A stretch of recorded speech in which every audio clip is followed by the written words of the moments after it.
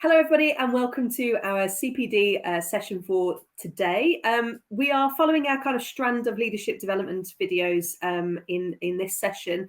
Obviously, you've seen Amy Whittle interviewing a series of different people about leadership and this idea of being and knowing yourself incredibly well as a leader. Today, I am absolutely privileged to be joined by Maggie Farrar. Maggie's experience in leadership development is extensive, and if there's anybody to talk to about bringing the outer and inner world of leadership together, then it is Maggie. Maggie, thank you so much for joining us. Can you tell us a little bit about yourself, your kind of career trajectory to date, and what's really inspired this work in leadership? Oh, look, Tracy, it's an absolute delight to be here. It really is. And I'm so pleased that you've asked me to come along and to talk about this, really interesting topic, an area of leadership development. So I've been in education all my life as a teacher, as a school leader, and latterly, before I started working for myself, I was at the National College for School Leadership as a senior leader and then interim chief executive. And throughout that journey and the time I've been in education and even now, there've always been leaders who've really inspired me, who I've had the privilege to work with, and who have been really incredibly transformational in their role and have left a lasting impact. And when I think back to them and how they were, one thing really stands out for me, and that is that they've got a very, very deep and rich inner life. They know themselves really well. They're able to be with and handle their emotions, their thoughts, their feelings, and they don't shy away from that being part of their own authenticity. And they're able to show up very real, very responsive, very open, and create these incredibly psychologically safe, trusting environments as a result. So that for me has always been really important and something I've really tried to develop in my own leadership. And then when I went to the National College, I realised that brilliant though many of the programmes were at the college, a lot of the MPQs, which many people here will know about who are listening in, focus predominantly, not exclusively, but focus predominantly on the outer world of leadership, managing a school, leading teams, curriculum development, improving teaching and learning, all of that, really important, very outwardly focused, and also very cognitive, sort of very much from the neck up. And very, very little time was spent in these leadership development programs on the inner world of leaders. And for me, it's where the inner world and the outer world comes together that our leadership effectiveness is forged, really, and that gives our leadership presence such power. And you mentioned this inner and outer world. So for me, the practice of leadership is practicing dual awareness, 50% in my outer world, 50% in my inner world, and both are equally important. Yeah, that's really, really powerful sort of reflections based on your experience there.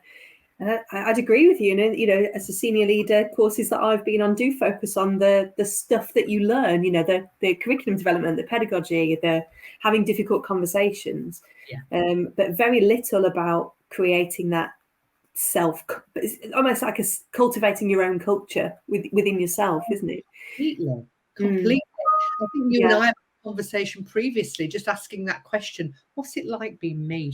Yeah. That's a strange question, but can we really go into ourselves at any point in our day, say, in this moment, what's it like being me? What's going on inside? Because what's going on inside impacts upon what we say, how we look, and how we show up every single day. And if we ignore it, then we haven't got that understanding that allows us to show up more authentically. Yeah. And I think, that links with all of this, the stuff that we know about high quality relationships in schools. What we know is that this is a role and a profession that is so dependent on high quality effective relationships. And if we're bringing something to the table that isn't that, or that we haven't thought consciously about that, and actually we're on the back foot already, aren't we? So just to respond to that, because you're absolutely right. What you've just said there is really, really important, in that the quality of our relationships relies upon how present we are. We all know conversations we've been in where the other person's eyes have been moving. They're not really there. They're already thinking about the next thing, or they're already distracted by something. And the more we can cultivate presence, the more we can be there for the moments that really matter, which are conversations with colleagues, with children, with family and friends. And it's there where our presence, our full attentiveness and presence is required. And that cultivates better relationships. So presence for me is the gateway to cultivating relational leadership. There's no doubt about it. Yeah. So, I think you've mentioned already there, the idea is to get to an equilibrium between the inner and the outer world of a leader. What are the dangers? Because I think perhaps that balance for many of us at different times would shift, or perhaps we haven't even given enough thought to what is happening in the inner world. Yeah. What are the problems then of operating just in the outer world? What sort of things might characterize that way of working? Yeah, it's a good question. And we get into it, it's a habit. It's a habit of being very outwardly focused and being very cognitive. And I know I had that habit. For many years, I felt as if I was leading from the neck up, thinking my way out of problems, driving myself ever harder to get through my to-do list or whatever.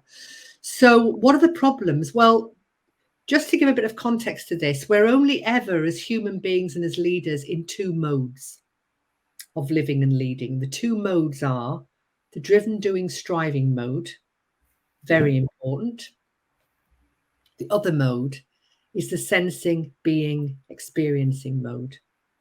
The two are equally important, because if we don't have the two coming together, we miss so much. We're not open. Our senses are not open. Our curiosity is dulled. If we're always in the driven, doing, striving mode, our perspective is quite narrow. Once we move into the sensing, experiencing, being mode, then we're bringing everything, my gut feeling, what's going on in my head, the emotions I'm feeling, give us so many clues about what's going on. But when we're only in one mode, we're missing masses of richness of ourselves as a leader to be able to respond wisely, because we're just completely shut off from it. So why this is dangerous? Because we cannot sustain ourselves as leaders in the driven, doing, striving mode. We will fall into burnout. We'll fall into what's called the sacrifice syndrome. We'll start making mistakes. Our leadership will become superficial. We'll start going through the motions just as a way of surviving. So getting these two in balance, so that's why it's a problem. It's also a problem we miss so much. And one of the nice ways of looking at this is there's a great book by Ron Heifetz called Leadership on the Line, Staying Alive Through the Perils of Leadership, which is a great subtitle. And he talks about effective leaders spend time on the dance floor, in the thick of it, driven, doing, striving. But they also find time to be on the balcony, watching over, noticing, sensing, experiencing much more broadly what's going on. Now, I don't mean you actually get on a balcony in the hall, but you've got these modes of seeing the world, one which is very close up, very action oriented, and the often very quick, and the other, which is much broader, slows down just a little and allows you to step away and ask, what's really going on here? What assumptions might I be making right now? What else might be true here? What am I not seeing?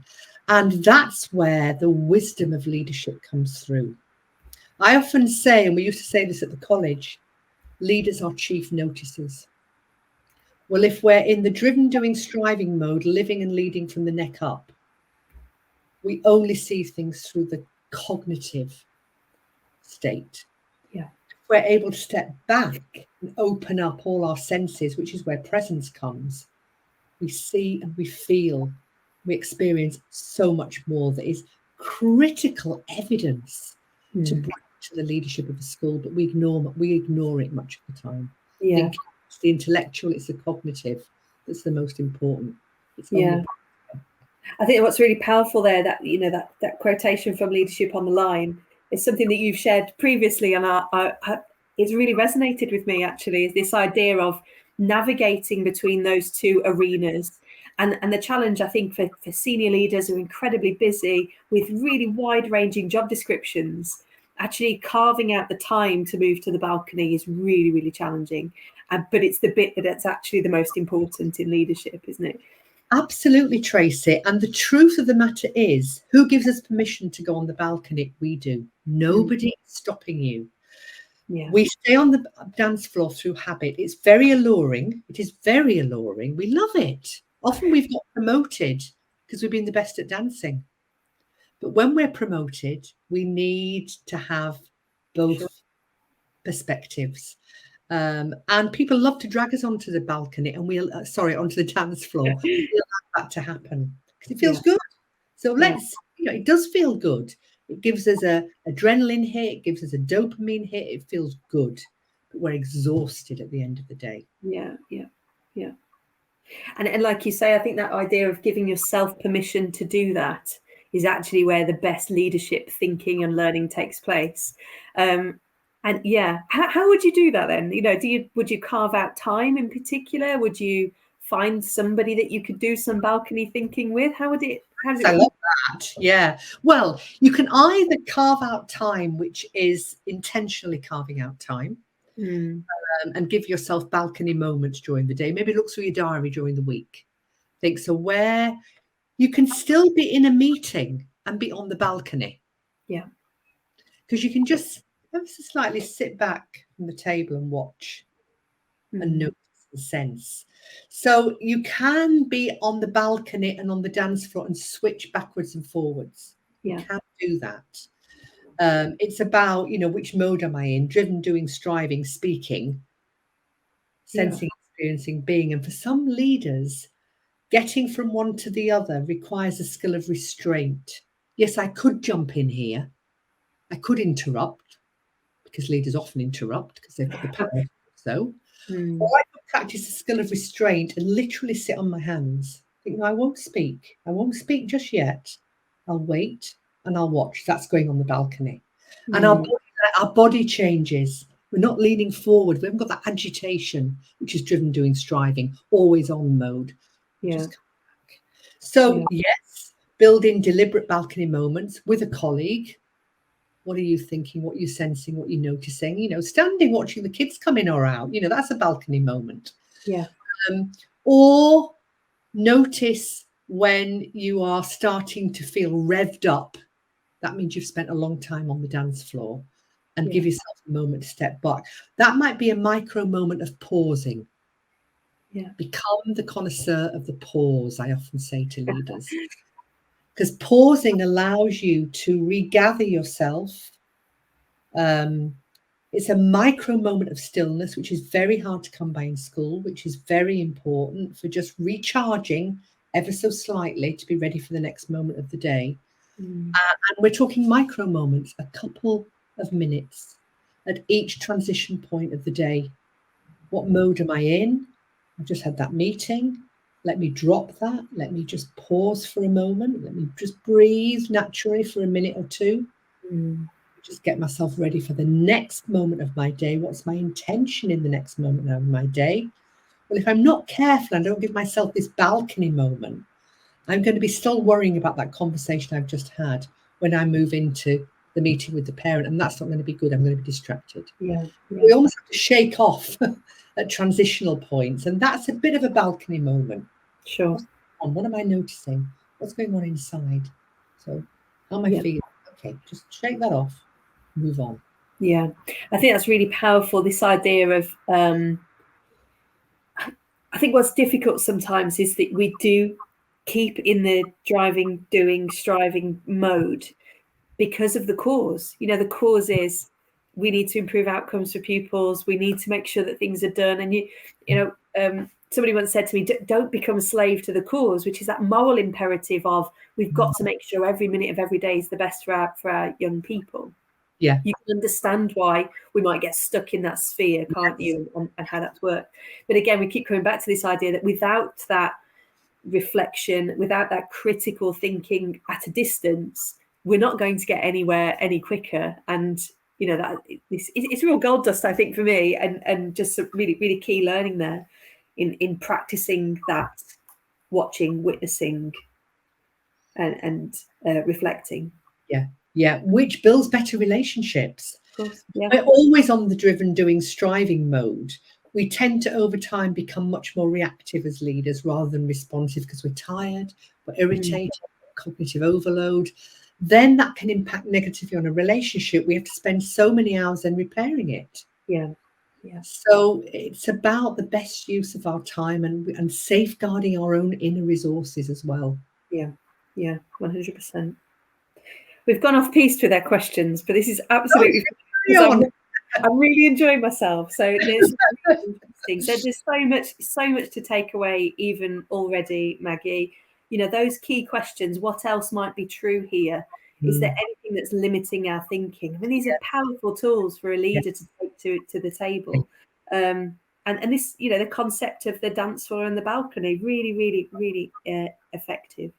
Okay, so we've spoken about presence as this kind of concept. And what's interesting is that when I read the title of your book for the first time, I thought, well, I've come across the idea of presence. Right at the start of my career, people would talk about your classroom presence, wouldn't they? About how you are and how you act in front of a group of people.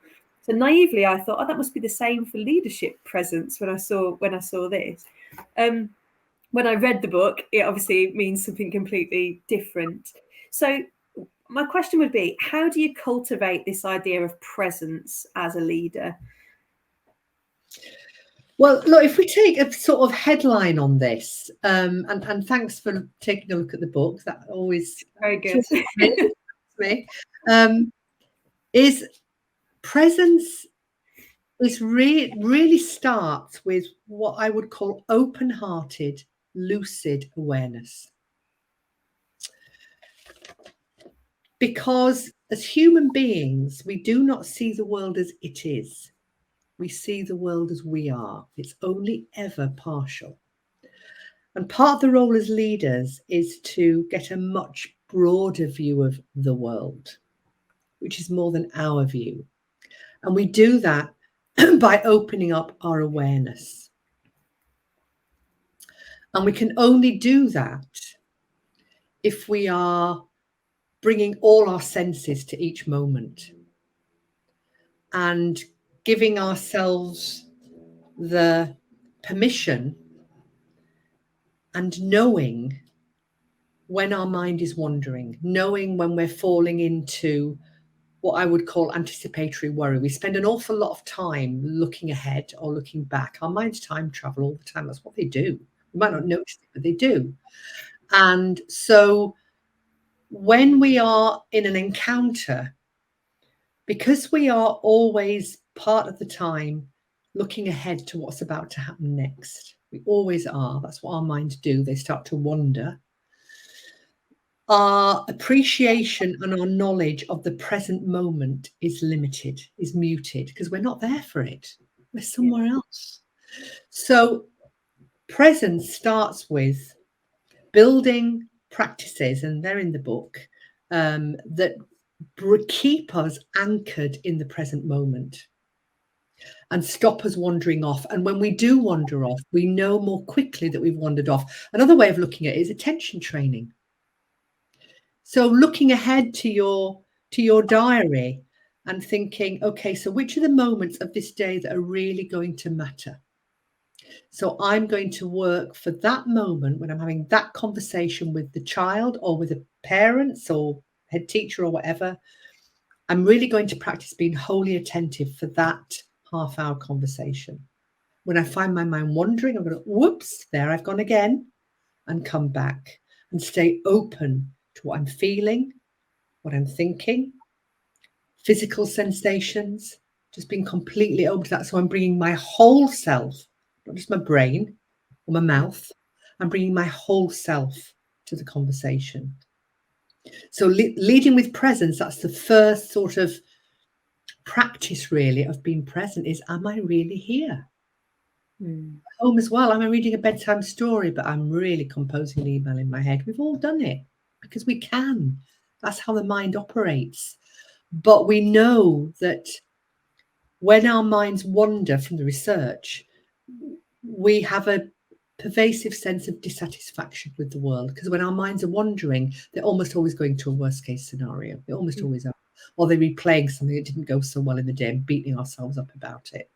So it leads to this sort of erosive, it's very erosive of our well-being. So I think that's the core part of presence. The other part of presence, well, do you want me to carry on, or do you want to? There's a couple more parts. Yeah, that's perfect. I'm just talking of presence. I'm just going to turn my Microsoft Teams off, which has just been beeping as we've been talking. I know, I saw.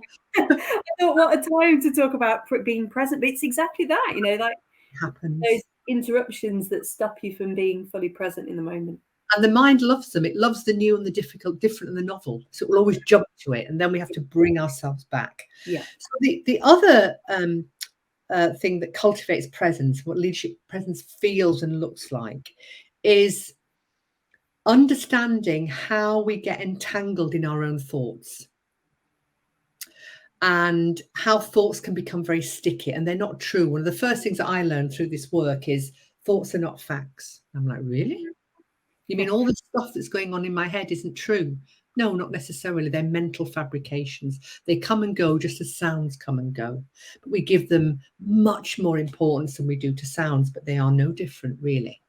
And we get very entangled in our thoughts, and often very negatively entangled in our thoughts. And one of the thoughts and the mental sort of habits that really erodes our, I think, leadership presence, and it racks us with self-doubt, is something called the inner critic and the imposter syndrome. We've got a voice in our head that's telling us, what, you can't do this. One head teacher said to me the other day, oh, Maggie, I became a head by accident. Really?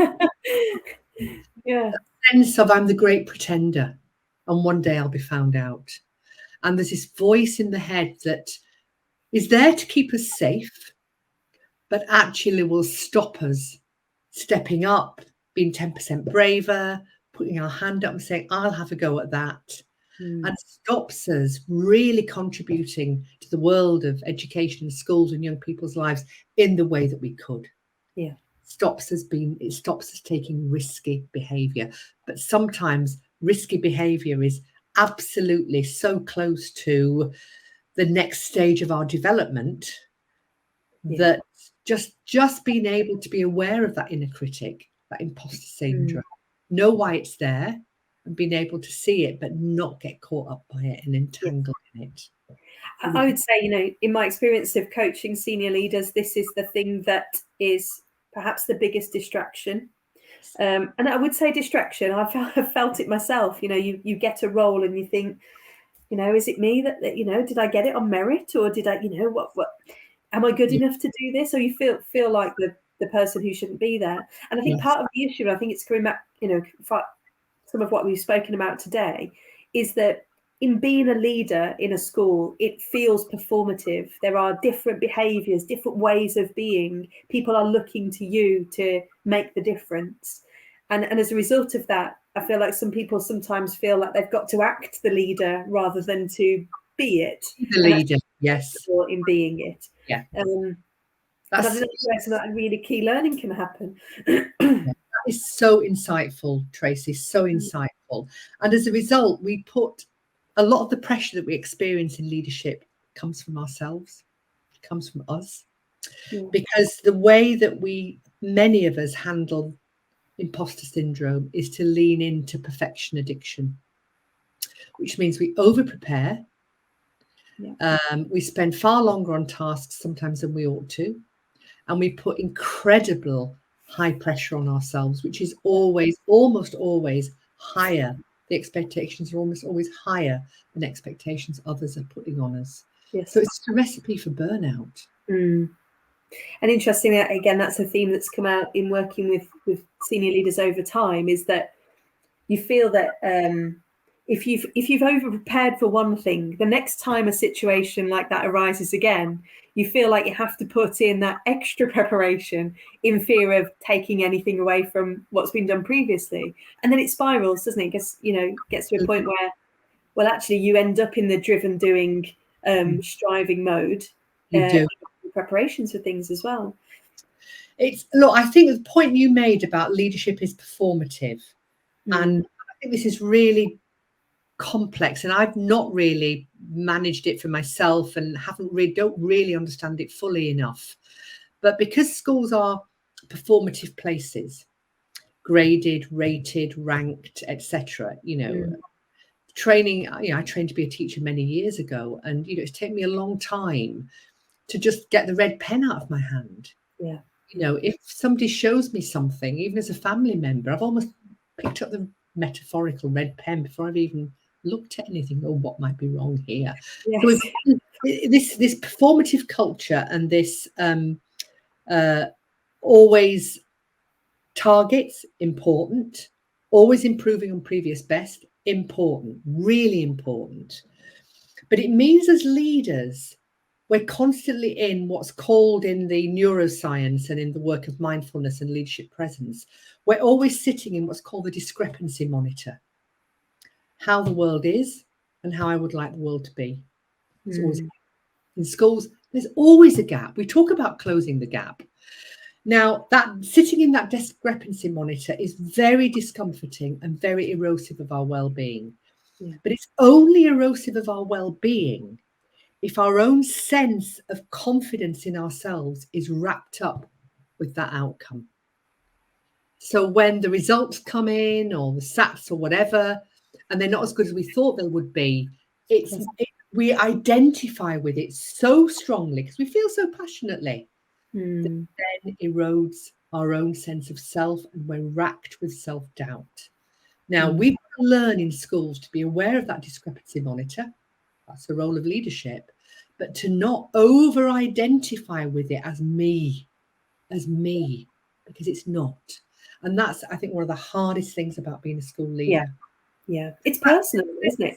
It absolutely does. Yeah, and just as you were talking there, my mind was thinking about countless meetings where you're justifying grades that your children got, or likewise at school level, and it does become personal. It's what have you done to mean that they didn't get what they should have got, rather than that celebration of success. And it's really challenging, isn't it, that when you get into a leadership position, not to continue to perpetuate these sorts of ideas, because it's what's come before you, and that's the done way to do things. So it's another cause for a balcony moment, isn't it? Another cause for standing back and thinking, is this the best way to get the best out of our colleagues and our leaders? Which is why the third element I just want to throw in here is embodying kindness and compassion. All the school leaders I work with on the cultivation of presence, one of the key elements of it is what we talk about: strong back, soft front, tough on issues, absolutely tough on issues, not acceptable, kind on people, including myself. Now, that does not mean being fluffy. It's not fairies and unicorns. It's not the land of nice. It's about saying what needs to be said, asking the questions that need to be asked, but holding the relationship just as strongly as the issue, the relationship with the person. So we're aware of, how are you? Now, how are you feeling? So let's talk about this. But I want you to go away from this conversation still feeling whole, even though there'll be things where we can do better. But I don't want you to leave this conversation feeling diminished. We'll be tough on the issues. I want you to be tough on the issues. We'll be kind on each other and on ourselves. That's when you have a real powerful coaching, relational, but also not letting standards slip. We're never talking about that. Passion is a change agent. It's warrior-like. It's not soft and fluffy. And I've seen it as one of the most powerful practices that leaders can bring to their cultivation of presence. Absolutely. I think, like you mentioned there, it's sometimes we can get the balance wrong, can't we? You know, that's kind of strong back takes over everything. The need to complete the job or the issue can take over and damage that relationship. But equally, when relationships are front and center and the only thing that people think about, they don't always think about how tough they need to be on the issues. And that's a difficult balance for leaders to strike. But actually, I think it might have been you that mentioned people remember how you made them feel. And long after you've left an organisation, they'll remember that before they remember, what spreadsheet was due on whatever date or whatever else, We had a chat before about, I've never heard in a leaving do for head teacher, which I go to quite a few, anybody from the staff saying, I really want to thank you for that great assessment system you set up. Yeah. Never is.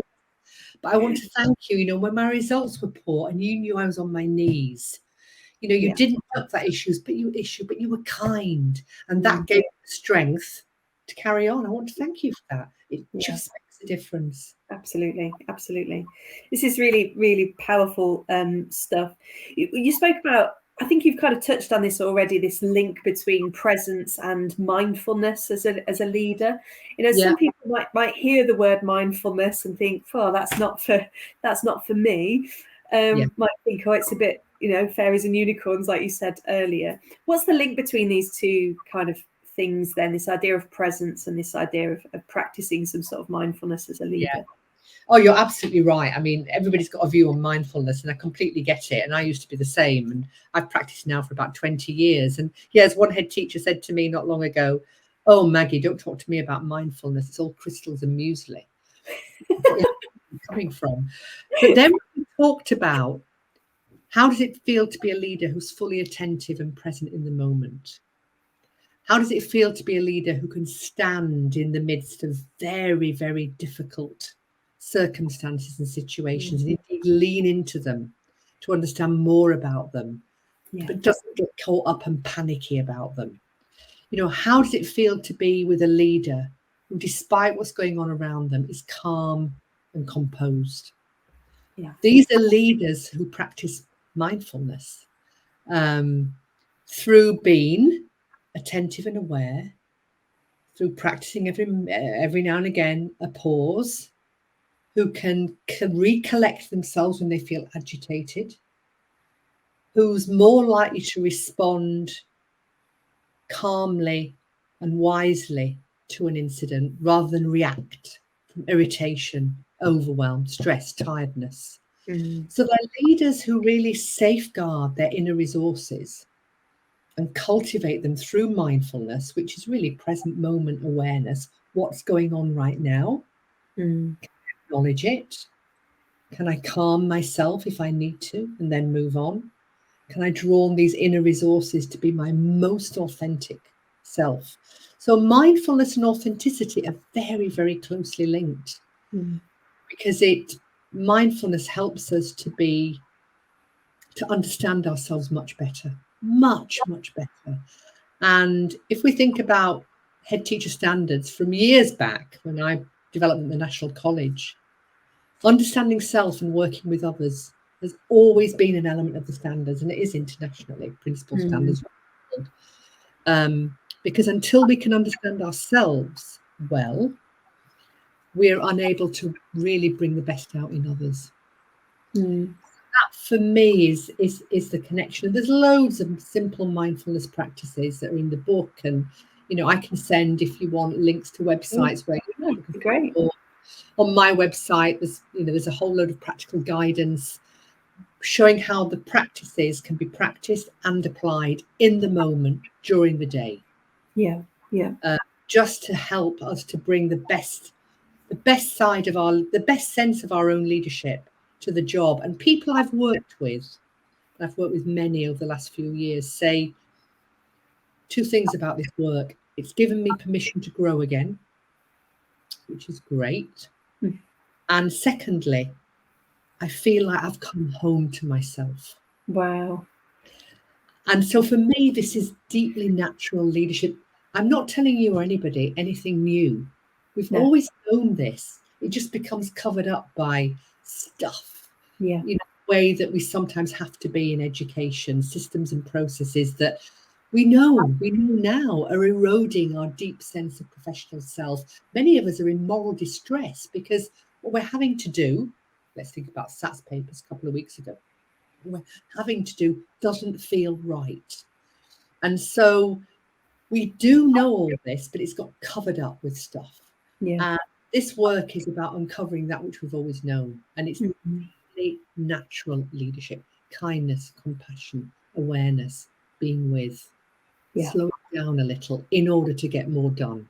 Yeah, absolutely. Absolutely. And what you've just described there, you know, I was a senior leader in a school during the pandemic, and actually, I think if I'd have had some of these tools then, they could have been incredibly helpful to me as we navigated some very unknown territory and some real challenges that we hadn't come across before as a leadership team and as educators.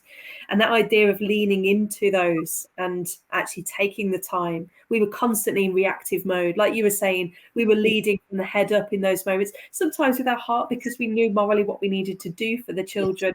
You know, with vouchers for food and God knows whatever else.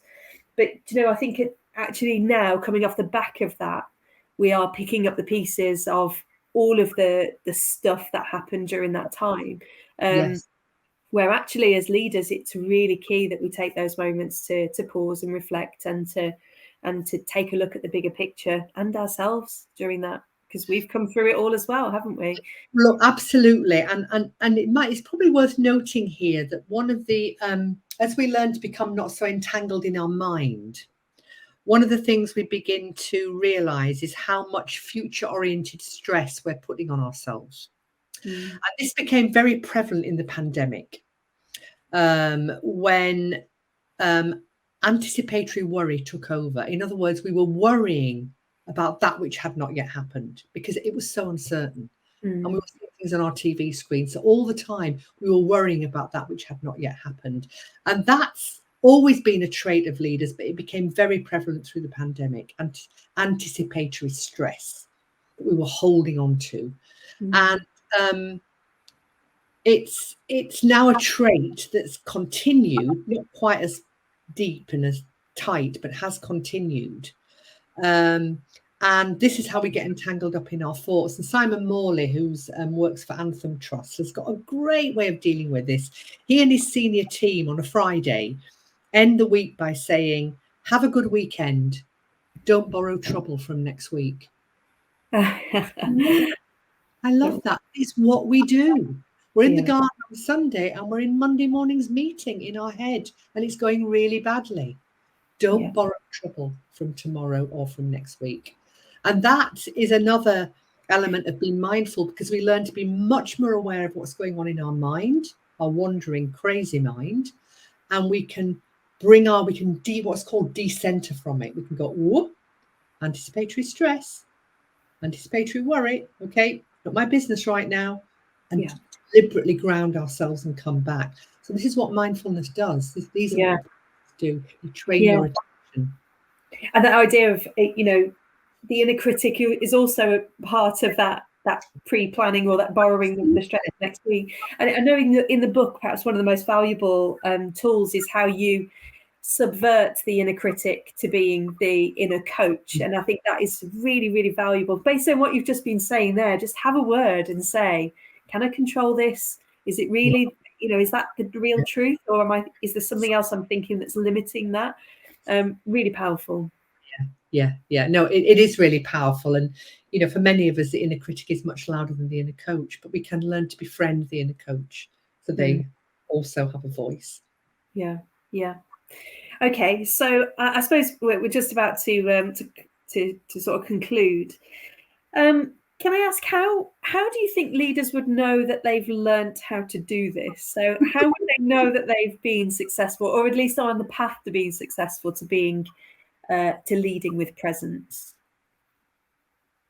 I think firstly, others will notice. I mean, I've been working with coaching a leader in these approaches, and he had Ofsted recently, and he drew on a lot of the practices. Great.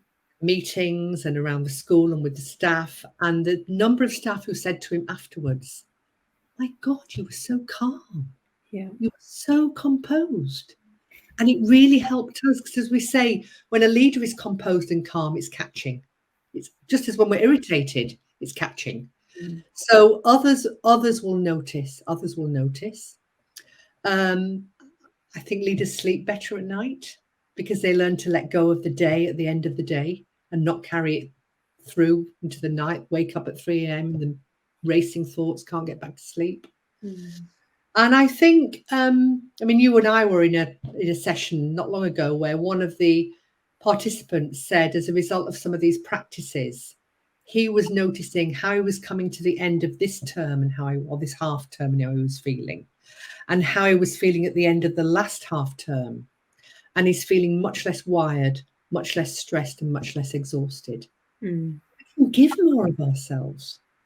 Yeah. So that's how we'll notice. We'll just feel more at ease with ourselves.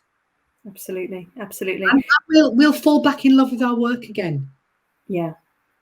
Yeah. We'll fall back in love with our work Yeah, again. once we've got to that point of balance, the inner and outer balance, I think you're much more likely to enjoy it more genuinely, aren't you? I think that's the key.